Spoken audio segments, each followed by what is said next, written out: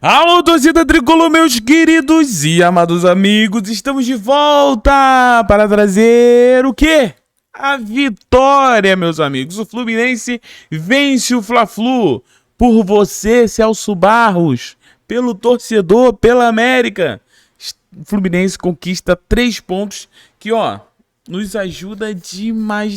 Vamos falar sobre esse jogo, mas não esqueça de arrebenta no like, arrebenta nesse like na alegria que a Vicerna está aqui e nós vamos falar do Fluminense que venceu o Flamengo e nós precisamos falar sobre a atuação do Fluminense, tá? Precisamos dizer algo aqui que vai ser muito importante, provavelmente, tá? Meus queridos, bom, é isso, o Fluminense venceu, né? O Fluminense venceu o Flamengo. A gente tem essa excelente notícia, mas muito mais que isso, em um jogo cheio de homenagens ao nosso querido Celso Barros, que nos deixou. Então, Celso, receba essa vitória, né, em sua homenagem aos familiares do Celso. Recebam essa vitória, toda essa aplicação, toda essa correria, foi tudo dedicado também ao nosso doutor Celso, em homenagear a ele como? Vencendo o líder, vencendo o nosso maior rival, mostrando a nossa força. O Fluminense é força e nós mostramos a nossa força aqui. Obrigado, Rossi, né? Deu uma ajudinha ali para nós, mas eu quero dizer para você e para todos os tricolores que estão nos vendo, essa vitória foi pelo Celso, foi por nós e lembraremos para sempre do senhor Dr. Celso. Que Deus o tenha. Bom, falando agora sobre a partida do Fluminense, vou começar na tabela, meu amigo. Eu nunca gostei de ver tanta tabela, que coisa mais linda. Põe na tela que a gente vai ver o Fluminense com os senhores 54 pontos, meu amigo, na tabela. 54, tá? Então a gente tem aqui o Fluminense vencendo o Flamengo, né? E chegando a 54. Agora, gente, só pra vocês terem ideia, nós estamos de verdade na briga pelo G5, tá? Vale destacar, é sempre bom falar, né? Você pode estar vendo o vídeo assim, você tem que ver e pensar no seguinte: quem vai para a Libertadores de forma direta são os 5 primeiros do Campeonato Brasileiro, né? Claro que tem a questão da Copa do Brasil, dependendo de quem ganhar a Copa do Brasil e estiver aqui por cima, ganha uma outra vaga aqui. Mas pensando no cenário atual, né? No dia 19 aqui de novembro, onde vencemos o Flamengo, a gente tem exatamente isso aqui: o Fluminense a 1 ponto. A 1 ponto do G5, a 1 ponto da vaga direta na Libertadores. Então, meus amigos, é o que eu falei pra vocês. O Fluminense, ainda a gente precisa de muita coisa, no sentido de, o Fluminense luta por muita coisa nesse campeonato. E uma vaga para a Libertadores no ano que vem, eu falei isso hoje e repito, muda totalmente o planejamento do Fluminense. Se vai para a Libertadores, é mais dinheiro, é mais investimento, é mais visibilidade, é tudo melhor, né? Mais condições de contratar mais jogadores. Então, é isso, é torcer para que o Fluminense conquiste aí essa vaga. Eu tô falando pra você, eu acho que o Fluminense já vai pra Libertadores, de verdade mesmo. Ah, Thiago, como assim? Não pode falar isso. Então, se a gente parar, não tô falando que vai, né, no G5, e eu creio que tem bola, mas eu tô falando, cara, eu acho que é difícil o Fluminense não ir pra Libertadores, porque o 8º colocado aqui é o limite aqui para não ir, né? O 8º, e hoje esse 8º ele é o Bragantino, né? Você pode ver aí na tela. Com isso, a gente vê o seguinte: o Fluminense está com 9 pontos acima do Bragantino, pô. E faltam poucas rodadas, né? Faltam ali 4 rodadas, vamos ver. 1, 2, 3, 4. 4 rodadas. Faltam apenas 4 rodadas. Então, assim, sei que o Fluminense tem algumas pedreiras, sei que o Fluminense vai enfrentar ali o Palmeiras na próxima rodada, que é um confronto difícil, né? Mas o Fluminense está muito bem, tabelinha aparecendo aqui também, ó, na transmissão. O Fluminense está muito bem aí no Campeonato Brasileiro em busca dessa Libertadores. Vai dar liberta, vai dar, isso aí vai dar, né? E agora é lutar para que essa liberta seja ali na vaga direta, tá? Falando um pouco agora sobre a partida do Fluminense. O Fluminense foi escalado daquele jeito mesmo, né, que nós esperávamos. A gente já tem aqui, ó, a escalação do Fluminense. Deixa eu colocar na tela. A gente tem essa escalação, né? Deixa eu aumentar aqui a imagem. Beleza. A gente tem Fábio, né, Samuel Xavier, Thiago Silva Freitas, René, Martinelli, Hércules, Lúcia Costa, Canóbio, Serna e EV. É assim, basicamente, o que o Fluminense tem, que mais vem utilizando e que mais tem entrosamento e, sinceramente, algumas peças... É o melhor. Hoje é o melhor que o Fluminense tem, muito provavelmente. Existe a discussão ali do centroavante. Hoje, apesar do Fluminense ter feito, já adianto para você, um jogo altíssimo nível. Altíssimo nível, altíssimo nível. Quando chega a bola no pé do centroavante, se fosse um outro centroavante, se o Fluminense tivesse hoje um centroavante de nível Fred, esquece. Tô falando Fred auge, né? Loucura. Loucura. O Fluminense tinha resolvido esse jogo aqui mais tranquilo. Como o Fluminense ainda precisa e tem essa dificuldade do Everaldo ali, o Everaldo quebra muita bola, né?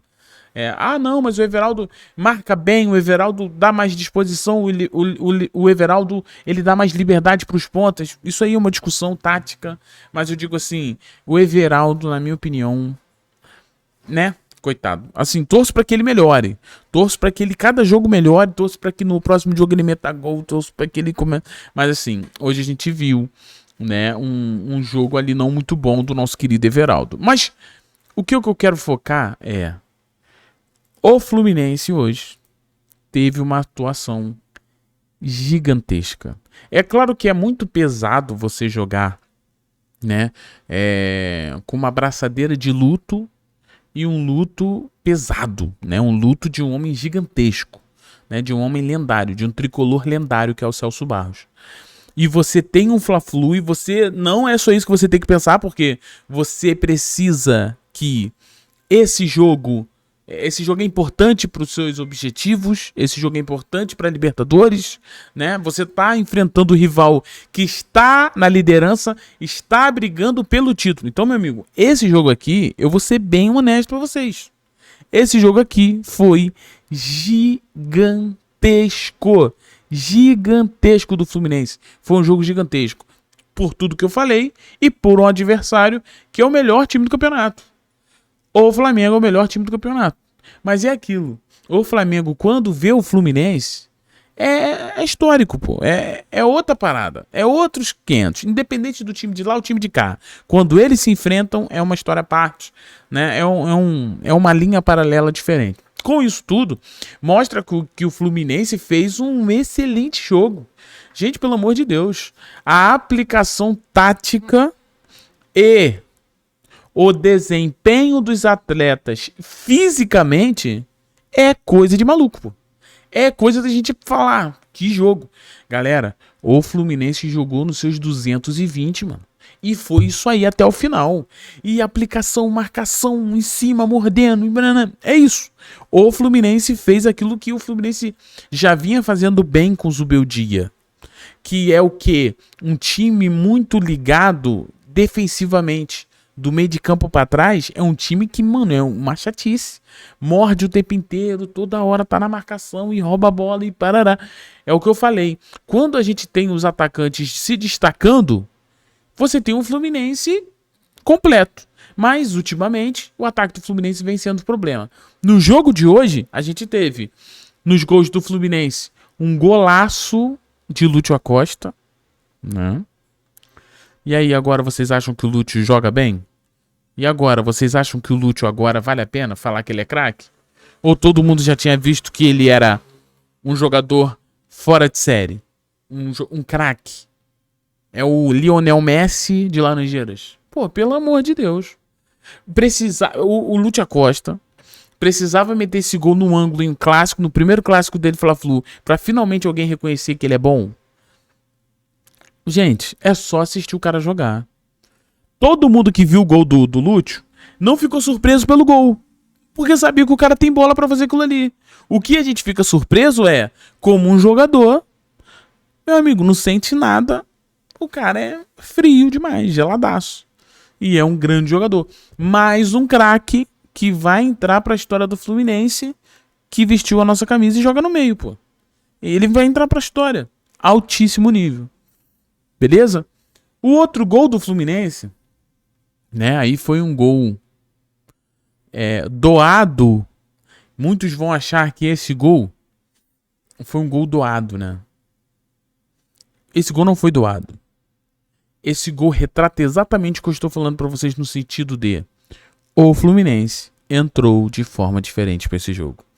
O Fluminense entrou ligado, 220, mordendo, jogando bola, querendo jogo, jogando como o Fluminense tem que jogar, pô. E foi isso que nós vimos. Por que eu falo isso?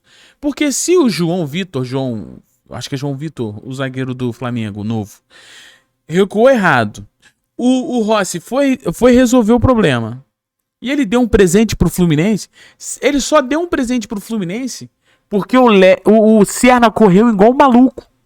O Serna ficou louco. E ele correu desesperadamente, pressionando a saída. Sozinho. Não tinha mais ninguém. Era só o Serna. O Serna sozinho, botando pressão na saída de bola.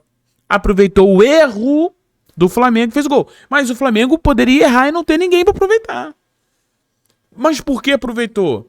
Porque existiu uma postura. Existiu um comprometimento. Hoje eu vou falar para vocês. O Fluminense jogou futebol. Talvez não um futebol plástico, que é aquele bonito de ver, de toque de bola de calcanhar e parará passando, costurando o adversário e oprimindo, mas de uma aplicação muito séria e muito enérgica dos seus jogadores que você deixou, apesar dos desfalques, que eu também faço esse reconhecimento. Você deixou o melhor time do campeonato, é o líder do campeonato, com mais de 70 pontos. Os caras não conseguiram jogar, pô. Fala pra mim, o Flamengo conseguiu jogar? O Flamengo levou perigo para o Fluminense? Não levou. Ah, Thiago, mas como que tu explica o gol do Flamengo? O gol do Flamengo foi um erro bizarro do René. Apesar de reconhecer que foi um milagre do Fábio, São Fábio operando milagres no Maracanã, o René foi chutar a bola, até a minha cunhada viu isso e falou, Thiago, mas ele errou a bola. Meu irmão, tu é profissional, tu ganha um salário de mais de 300 mil reais por mês. Como que tu vai errar um chute daquele ali? E não era um chute para alvo, era chute para só tirar. Ele erra a bola sobra no pé do adversário, não me recordo do jogador do Flamengo que pega a bola, chuta, ele se joga e abre o braço. Então assim, o gol do Flamengo, ele acontece por um erro infantil do René.